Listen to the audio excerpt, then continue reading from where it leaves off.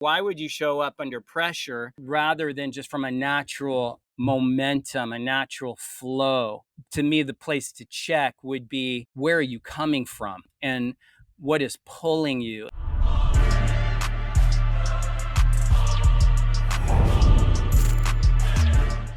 Something I see is our society has really become addicted to pressure. And the truth is, yeah, most people can barely function without it. They need an external motivation, some kind of deadline, some kind of penalty. I can't motivate, I can't get things done. But I think the thing is, yeah, there's something that I know in myself, pressure at a certain point in my life, it worked for me because I would put myself in environments and situations that I didn't know how to really function inside of. So I had this kind of pressure that I had to rise to the demand of the situation or the environment. And that was good for a little bit, but I realized that that's a reactive way of living, which then, if you're not careful, you become a puppet to something else, to some external force, external authority.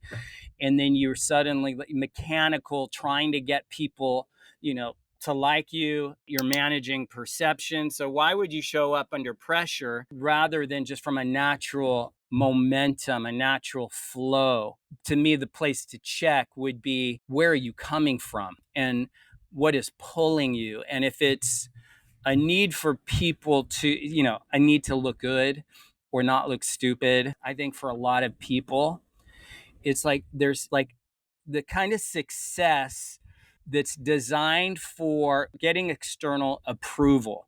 So, I want to have the cars, or I want to have the houses, or I want to have the look of success, doing things from a place of a deep void and emptiness. To me, it often fits in this kind of success model. But if you keep operating out of that place, yeah, you may get things done, some things done, but they're done half-heartedly. And when I say half-heartedly, it's literally because only half of your heart is even there, if any of it. It's more from the head. But I know that whatever you get out of functioning out of pressure and under pressure ends up being an empty package. It's an empty package. It's not fulfilling. And I know in my own world, in a journey, I have to follow what the calling of my conscience. And that is different. Here's the thing here is, I don't have to prepare to show up to give a talk or to share up for a podcast like this.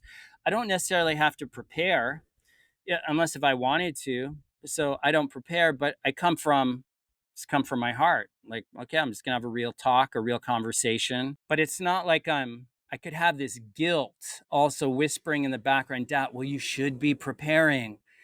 Almost like I have to manufacture a kind of pressure to feel alive, to get some kind of my inner pharmacy activated for some kind of, get the creature somehow stressed enough to feel like I'm doing something I should be doing. There's something about pressure being imposed on people from a very young age, whether it's school or their mother or their father, or being pressured so that even when you actually don't need it.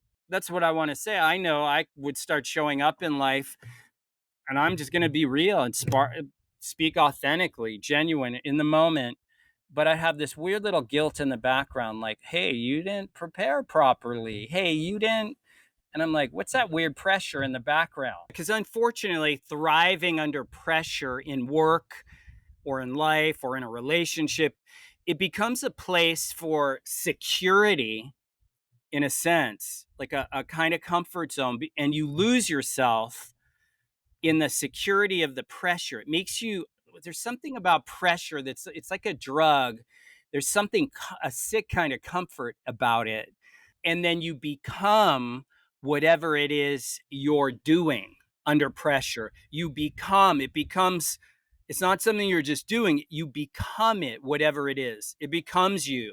And it literally feels like whatever happens to it, let's say it's something in your business, it happens to you. So you take everything personally because there's no separation between it and you.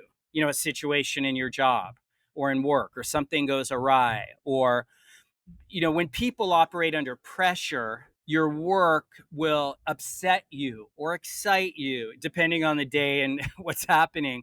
But if you're addicted to the pressure, and this is, I'm speaking from my own experience, when a time where I was addicted to pressure, I would become my work. Like, you are your work, you're lost in it, you're fixated, you're like in a hypnotic spell, you're loving it and hating it. But it's like an addiction. In order to function, you need it to be that, the intensity of it. Most pressure addicted people cannot think outside of what they do, nor can they go beyond what they've learned. And without it, you don't know who you are.